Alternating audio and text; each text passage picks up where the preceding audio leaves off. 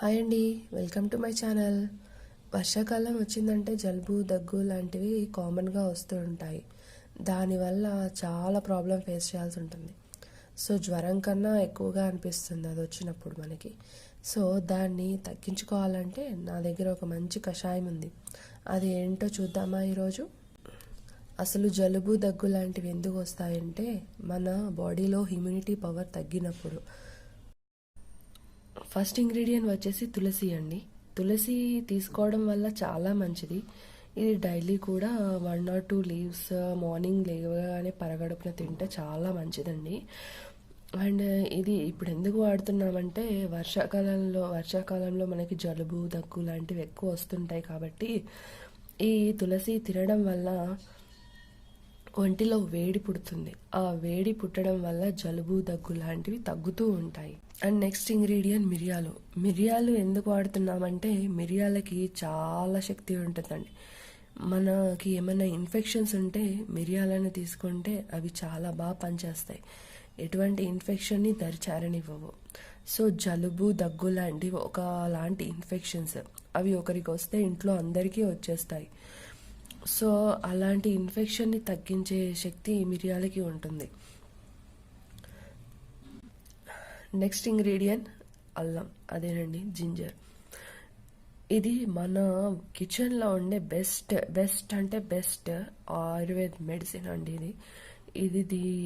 దీనివల్ల మనకి చాలా చాలా అంటే చాలా ఉపయోగాలు ఉన్నాయి. సో మనం కర్రీస్లో అన్నట్లో యూజ్ చేస్తాము. ఇది దగ్గు బాగా తగ్గిస్తుందండి. దీన్ని యూజ్ చేయడం వల్ల మనకి దగ్గు బాగా తగ్గిపోతుంది.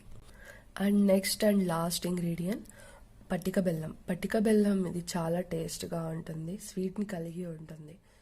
దీనివల్ల చాలా ప్రాబ్లం అండి. ఇది ఒంటికి చాలా చలవ చేస్తుంది. ఇది ఎందుకు యూజ్ చేస్తున్నామంటే కఫం వల్ల వచ్చే చాలా రోగాలకి ఇది మంచి మెడిసిన్ అండి. అందుకని దీన్ని యూజ్ చేస్తున్నాం. స్టవ్ వెలిగించుకుని ఒక బౌల్ పెట్టుకోమండి. ఆ బౌల్లో 1 glass ఆఫ్ వాటర్ యాడ్ చేసుకోవాలి. ఇది హీట్ ఎక్కేలోపు ఇందులో ఒక 4 తులసి రొబ్బలు అండ్ అల్లం ముక్క, కొన్ని మిరియాలు. ఇప్పుడు ఈ మూడాట్లని కొంచెం కచ్చా పిచ్చాగా దంచుకొని ఇలా ఈ బౌల్లో వేసుకొని బాగా మరిగించుకోవాలి. ఈ కషాయం 1/2 glass వాటర్ అయ్యేంత వరకు మరిగించాలి. ఇప్పుడు ఇది బాగా మరిగిపోయిందండి. దీన్ని ఇంకా స్టవ్ ఆఫ్ చేసి ఒక గ్లాస్లోకి వడకట్టుకుందాం. ఇలా వడకట్టుకున్నాక కొంచెం పట్టిక బెల్లం వేసి కొంచెం స్పూన్తో ఇలా కలుపుకోవాలి.